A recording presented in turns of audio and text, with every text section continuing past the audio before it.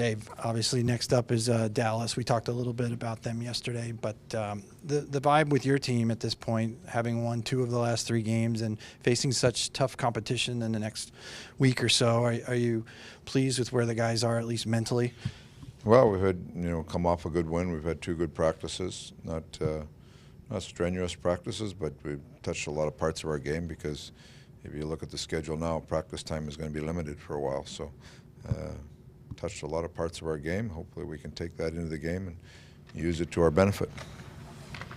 We talked a little bit about the power play, but looking at the stats, you guys have had more power play opportunities than any team in the NHL. Any idea what's driving that? Is it your style of play? Is it evening up calls? Because you take a lot of penalties too. Yeah, we take a lot, so yeah. I don't know, like we talk a lot about what we want to try to do in the offensive zone, try to create advantages, things like that. So, I don't know if that's part of it. Seems like we're able to use momentum and get power plays, and the next part of it is to try to capitalize or use the power play as a momentum, tool for ourselves. So.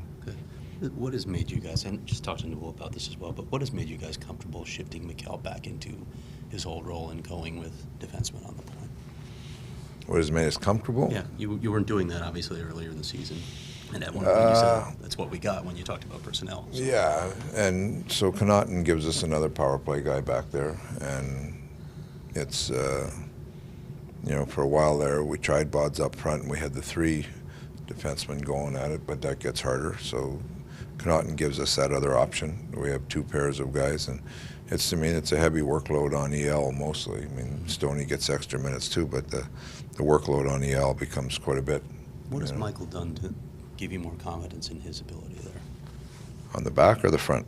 Michael Stone. Oh, Michael Stone. Yeah. I thought you meant Michael Bodkar. No, he's got a good shot, and his poise with the puck continues to improve. Okay. Newell has a real good structure in place for us. It's a simple structure, and players know where they're supposed to be, know what options are available, and Stoney's continuing to evolve into that game. So do you not see Mikkel shifting back at all? You like having just 2 defensemen there, and that's probably the way it'll stay? Not in the near future, no. I think we've kind of gone back the other way. I think Bods is happy about that too. I asked you the other day about Marty, but obviously he continues to find a way to be productive. Dave, should we just assume if he kind of goes on a little stretch that he must just be feeling really healthy? I mean, is it fair to tie? Really healthy, really lucky? I don't know how. I don't know. Is it fair to tie that when he's feeling good, just body-wise, he can do that? When he's healthy and feeling good, he plays more minutes and has a bigger impact on the game. Simple as that. And you see him now, like he's working to get to the front of the net. The goals he's scoring around the front of the net are hard goals off possession plays from the other guys. I mean, it's